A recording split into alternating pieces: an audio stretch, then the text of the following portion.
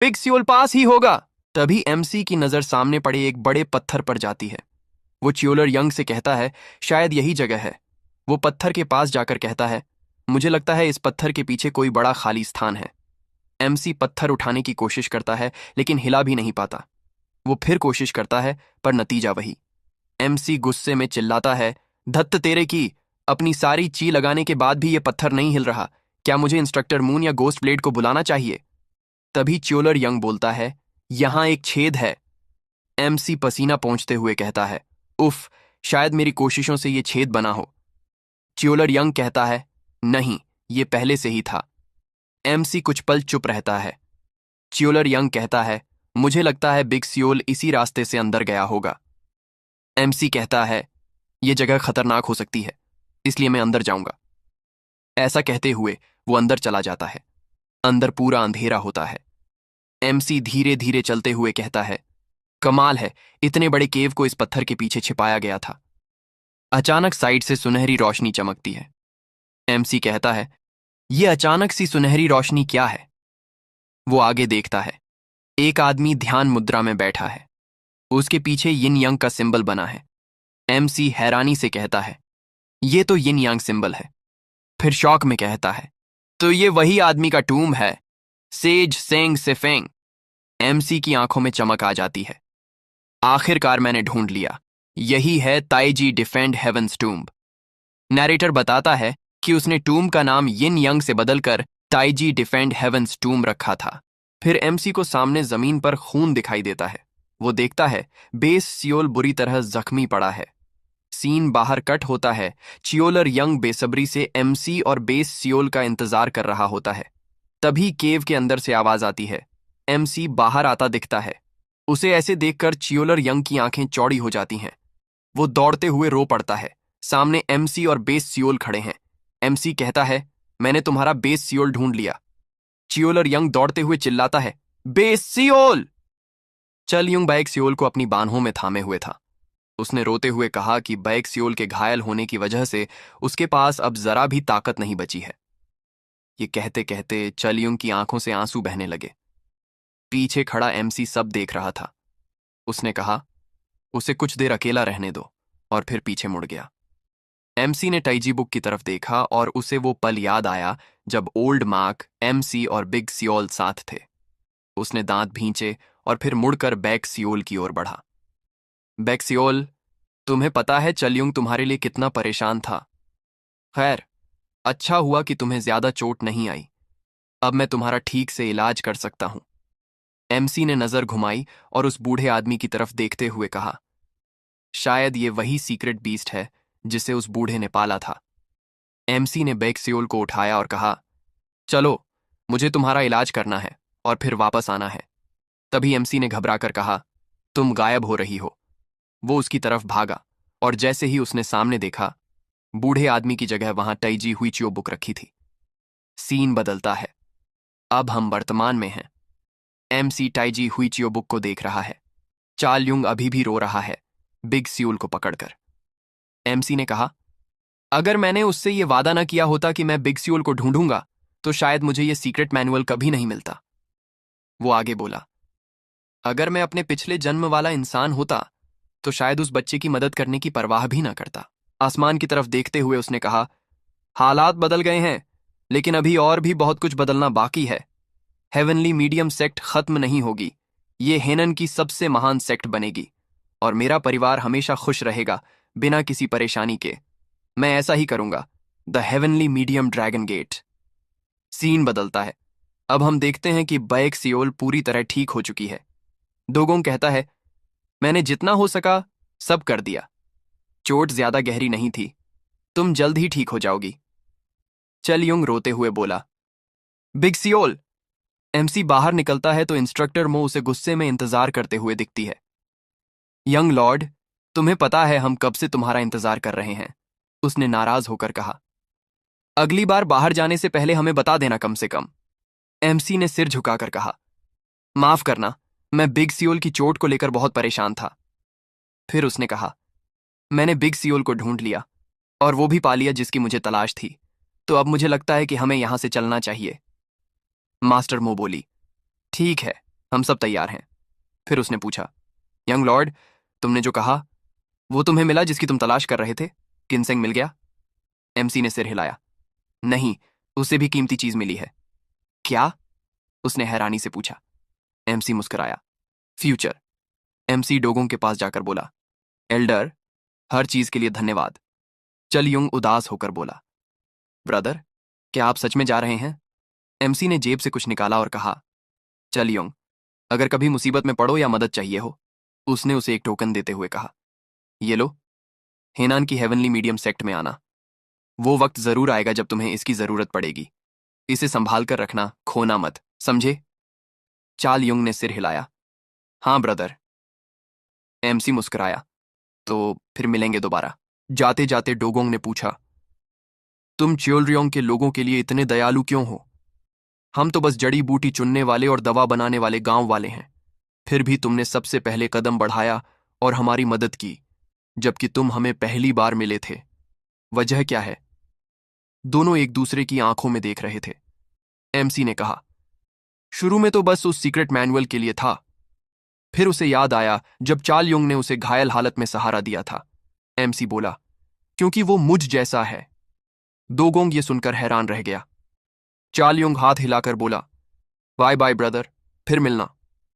MC मुस्कुराते हुए बोला, हाँ, जरूर आऊंगा किसी दिन। मो युंग ने कहा, यंग मास्टर, क्या आपने सच में उसे हेवनली मीडियम सेक्ट का जेड पेंडेंट दे दिया? एमसी बोला, हाँ, दिया है। मैंने चाल युंग से बहुत कुछ सीखा। वो बच्चा उस पेंडेंट से कहीं ज्यादा कीमती है। शाम ढल रही थी। एमसी चाय पीते हुए सूरज ढलते देख रहा था। तभी पीछे से किसी की आवाज आई, आज से मैं आपकी सेवा करूंगी यंग मास्टर। एक शर्मीली नौकरानी मुस्कुराकर बोली, मेरा नाम यौन हुआ है। आपसे मिलकर अच्छा लगा। एमसी कुछ पल चुप रहा, फिर हल्की मुस्कान के साथ बोला, मुझे भी तुमसे मिलकर अच्छा लगा। सीन फिर वर्तमान में लौटता है। एमसी और बाकी सब घोड़े पर सवार होकर वहां से निकल रहे हैं। मास्टर मो मुस्कुराकर बोली, यंग मास्टर, आप इतने खुश क्यों हैं? ऐसे ही मुस्कुराते रहिए। एमसी ने हंसते हुए कहा, क्या मैं सच में इतना खुश लग रहा हूं? जोक ने पूछा, अब आप जूग परिवार जा रहे हैं क्या? एमसी ने कहा, नहीं, अब मैं मेन हाउस लौटूंगा। मोयुंग ने पूछा, क्या आप अपनी फियांसे से मिलने नहीं जा रहे? जूग परिवार तक पहुंचकर वापस मुड़ना? एमसी ने कहा, शायद अभी उनसे मिलने का सही वक्त नहीं है। जून बोला, फिर भी आपको जाकर बताना चाहिए कि यंग मास्टर सुरक्षित हैं। एमसी ने कहा, पहले हमें परिवार के पास लौटना चाहिए। अचानक उन्हें खून की गंध आई। मास्टर मो ने कहा, वो देखो वहां। एमसी ने आगे देखा, कई लोग मरे पड़े थे। ये डिमोनिक मार्शल आर्टिस्ट्स इतनी आसानी से कैसे मारे जा सकते हैं? जून ने पूछा, यंग मास्टर, अब क्या करें? एमसी ने शवों की ओर देखा और कहा, हमें इसमें पड़ने की जरूरत नहीं। हम हेवनली मीडियम मैनर सेक्ट की तरफ जा रहे हैं। वो आगे बढ़ने लगा। मोयुंग ने पीछे से पुकारा, यंग सेक्ट मास्टर। एमसी रुका और बोला, शायद अब हम इसे नजरअंदाज नहीं कर सकते। मोयुंग ने पूछा, क्या मतलब? एमसी बोला, इनके कपड़ों से लग रहा है कि ये मरे हुए लोग जेगल क्लैन के स्काउट वॉरियर्स हैं। जंगल के अंदर एमसी और बाकी सभी पहुंच चुके थे। मास्टर मो ने कहा, इंटरनल एनर्जी की आवाज उस दिशा से आ रही है। एमसी बोला, घोड़ों को यहीं छोड़ देते हैं। वो सब घोड़े छोड़कर एनर्जी के स्रोत की तरफ बढ़े। जोक ने कहा, ब्लड डिमोनिक सेक्ट से लड़ाई के बाद ये हमारी दूसरी लड़ाई होगी। चुलनाम ने भी कहा, चलो युद्ध की तैयारी करो। लेकिन एमसी ने उन्हें रोक लिया। बिना स्थिति समझे आगे बढ़ना ठीक नहीं। पहले देखते हैं आगे क्या हो रहा है। जुनबुक कहता है, समझ गया। वे देखते हैं कि बहुत सारे मार्शल आर्टिस्ट्स कुछ लोगों को घेर रहे हैं और वे लोग कोई और नहीं, जुए युए और एक और शख्स हैं। एमसी कहता है, ये जुए ब्योक तो नहीं है, जेगल क्लैन के लीडर का बड़ा बेटा? एमसी आगे बोलता है, मैंने उसे माउंट फदान पर नहीं देखा था। क्या वो हाल ही में उनके साथ आया है? ग्रीन मास्क वाला आदमी अपने दो सबॉर्डिनेट्स को आदेश देता है, उन पर अटैक करो। दोनों जैसे ही अटैक करने आगे बढ़ते हैं, एक अचानक चिल्लाता है, माई लेडी, और अपनी छाती पर हमला सहते हुए गिर पड़ता है। योहे चिल्लाई, अंकल। अपना चाचा आंखों के सामने मरते देखकर योहे घबरा जाती है। एमसी भी परेशान होकर पूछता है, तुम जानते हो वो सफेद कपड़ों वाला आदमी कौन है? मास्टर मो जवाब देता है, नहीं पता, इसलिए उसकी आइडेंटिटी अभी अननोन है। वह जिस पर ग्रीन स्नेक के निशान, हॉर्न्स और प्योर वाइट कपड़े हैं। एमसी कहता है, तो ये ब्लड ग्रीन कॉर्प ही होगा जिसका कहा जाता है कि भविष्य में सबसे क्रूर और सबसे परफेक्ट ग्रुप बनेगा। एक आदमी डक्सा सांगा ने divine blood green snake spirit code हासिल किया और मार्शल आर्ट्स की चरम सीमा पर पहुंच गया। उसने एक असर्शन ग्रुप बनाई और अपना निशान ब्लड ग्रीन स्नेक रखा। पर फिर जेगल क्लैन यहां क्यों है? अगर थोड़ी और इन्फॉर्मेशन होती तो कम से कम पता चलता कि इसे कैसे हैंडल करें। ग्रीन स्नेक ग्रुप के सदस्य जेगल क्लैन के सदस्यों को घेर लेते हैं। एमसी गुस्से से आगे देखता है जब ग्रीन स्नेक के लोग जेगल क्लैन पर हमला करते हैं। एमसी ये सब क्रोध से देखता रहता है। उसके पीछे मोब्यूंग कहता है, यंग मास्टर, कितनी बेवकूफ़ी है ये। क्या तुमने blood demonic poison, stone flower और टाइजी सीक्रेट मार्वल नहीं लिया था? तलवार पकड़े एमसी अपने आप से कहता है, क्या तुम क्लैन लौटकर अपनी मार्शल आर्ट्स पूरी करके अपना फ्यूचर बदलना नहीं चाहते थे? बस वही मैं चाहता था। ये कहते हुए एमसी तलवार निकालता है। उसकी एक आई काली और लाल हो जाती है। मैं आगे बढ़ रहा हूं, पर क्यों? उसी वक्त एक ग्रीन स्नेक मेंबर हमला करता है। उसकी अटैक जुए युए पर लगने वाली थी। जुए युए सोचता है, यही तो है, आज मेरी मौत होने वाली है। पर अचानक एमसी आकर अटैकर का गला काट देता है। जुए ब्योक और ग्रीन स्नेक लीडर दोनों इस दृश्य को देखकर चौंक जाते हैं। जुए युए कहता है, तुम? एमसी पलटकर कहता है, परिचय देर से हुआ, माफ करना। मैं योंग ह्वान हूं, हेवनली मीडियम सेक्ट का young master. Green snake leader अपने दो आदमियों को एमसी पर अटैक करने का आदेश देता है, पर उनकी अटैक लगने से पहले मॉक और राइजिंग गोस्ट ब्लेड उसे प्रोटेक्ट करते हुए पीछे हट जाते हैं।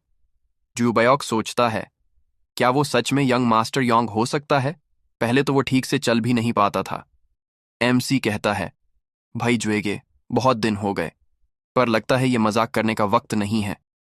जुएब्योक सोचता है, एक साल में वो इतना कैसे बदल गया? ग्रीन स्नेक लीडर पूछता है, तुम कौन हो? एमसी अपनी तलवार उसकी तरफ उठाकर कहता है, बस एक सोर्ड्समैन जो राह में गुजर रहा था। ग्रीन स्नेक लीडर जवाब देता है, किसका होना मायने नहीं रखता, यहां से कोई भी बचकर नहीं जाएगा। एमसी कहता है, हम सीधे आमने सामने नहीं लड़ सकते। भले ही हमारी तादाद बराबर हो, जेगल क्लैन के लोग लड़ने लायक नहीं हैं, वे बहुत थके हुए हैं। एमसी आगे कहता है, हमें ऐसी स्थिति बनानी होगी कि सब किसी तरह बाहर निकल पाएं। वह बस आगे बोलने ही वाला था कि मो यंग आगे आया और कहा, यंग मास्टर, मुझे संभालने दीजिए। ग्रीन स्नेक लीडर एमसी से कहता है, तुम पहले बड़ा बड़ा बोलते थे, पर अब लड़ाई के वक्त औरत की छांव के पीछे छुपते हो। यह सुनकर एमसी मास्टर मो को हटाता है और कहता है, तुम कमीने, मैंने कब किसी औरत की छांव में छुपकर खड़ा रहने का काम किया? मास्टर मो, हट जाओ, मैं इस गंदे को उसकी जगह दिखाऊंगा। ग्रीन स्नेक लीडर हंसता है, ओह सच में, तो आओ कमीने। एमसी उस पर हमला करने दौड़ता है। पीछे से मो ब्योंग चिल्लाता है, यंग मास्टर योंग ह्वान, रुक। नम्मुक मास्टर मो के कंधे पर हाथ रखकर कहता है, कृपया रुकिए, यंग मास्टर अब पहले जैसा नहीं है, बस देखिए, अगर कुछ हुआ तो हम बीच में आ जाएंगे। एमसी चिल्लाकर अटैक करता है, कमीने, आज मैं एक ही वार में तुम्हें मार डालूंगा। ग्रीन स्नेक लीडर हंसता है, ओह सच में? वह अपनी ब्लेड निकालकर वार करता है और एमसी की तलवार आधी कर देता है। इतनी छोटी बात पर गुस्सा होकर मुझ पर अटैक करते हो? वह तंज कसता है। एमसी उसकी बातों पर ध्यान नहीं देता। ग्रीन स्नेक लीडर फिर हमला करता है, अब क्या सोच रखा है बेवकूफ? वह चिल्लाता है। एमसी डॉज करके पीछे हटता है। लीडर आगे देखकर हैरान रह जाता है कि एमसी उसकी अटैक टाल गया। एमसी तलवार के टुकड़े को पकड़कर काउंटर अटैक करता है और लीडर की एक उंगली काट देता है। यह देखकर नाम, मुक और जुनबुक को छोड़कर बाकी सब हैरान रह जाते हैं। बाकी ग्रीन स्नेक के सदस्य आगे बढ़ने लगते हैं, पर लीडर चिल्लाता है, कोई आगे मत बढ़ो। एमसी कहता है, आंखें बंद करके भी मैंने एक हाथ से डैमेज कम कर लिया। वह मुस्कुराता है और कहता है, पर अब यह स्थिति मेरे पक्ष में जा चुकी है। मो ब्योंग चिल्लाता है, यंग मास्टर, वहां खतरनाक है। नम मूक मास्टर मो के कंधे पर हाथ रखता है। मास्टर मो कहता है, मुझे पता है। एमसी और ग्रीन स्नेक लीडर आमने सामने खड़े होते हैं। एमसी कहता है, मुझे बस ऐसा एक मौका चाहिए था। लीडर की आंखों में देखकर एमसी सोचता है, अब से ये एक दांव है, जान और मौत का खेल। दोनों एक दूसरे की आंखों में घूरते हैं। एमसी कहता है, दुक्सा संगा, बता। ग्रीन स्नेक लीडर उसका नाम सुनकर हक्का बक्का रह जाता है। अब से हम उसे डक्सा संगा कहेंगे। एमसी अपना हाथ आगे बढ़ाता है और कहता है, मैं भी सिल्वर स्टार सेक्ट का हूं। मास्टर मो और द राइजिंग गोस्ट प्लेट सामने की तरफ देख रहे थे। जुनवॉक कहता है, सॉमजो कुछ कह रहा है पर मैं उसे सुन नहीं पा रहा। मास्टर मो कहती हैं, शायद वो तुम्हारी स्पिरिट से बात कर रहा है। मास्टर मो आगे कहती हैं, ये ऐसी टेक्निक नहीं है जिसे इतनी आसानी से मास्टर किया जा सके।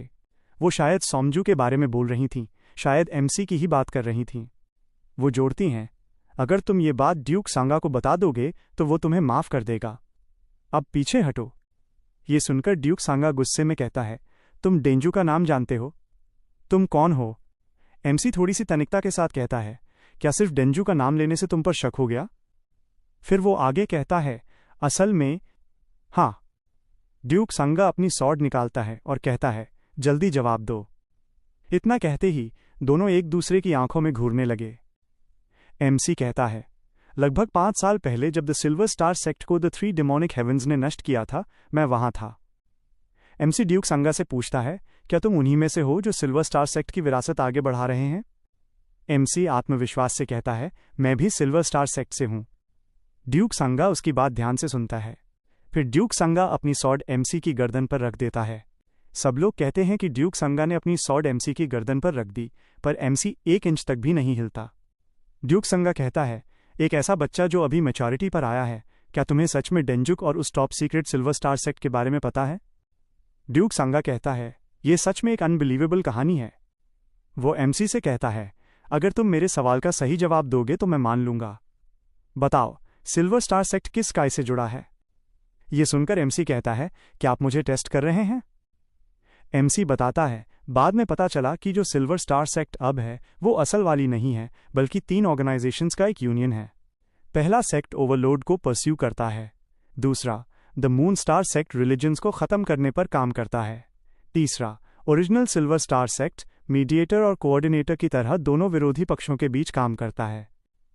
एमसी आगे कहता है, हालांकि ये अभी भी अनक्लियर है कि ब्लड ग्रीन स्क्वाड किस ग्रुप के अंदर आती है। वो जोड़ता है, ना तो सिल्वर स्टार सेक्ट और ना ही मून स्टार सेक्ट ने कभी असैसिन ग्रुप बनाने का सोचा होगा। दूसरी तरफ हिमोजिक 1 स्टार सेक्ट ने वाकई ऐसा ग्रुप बना लिया था। एमसी आंखें बंद करके कहता है, ये या तो मून स्टार सेक्ट होगा या सिल्वर स्टार सेक्ट।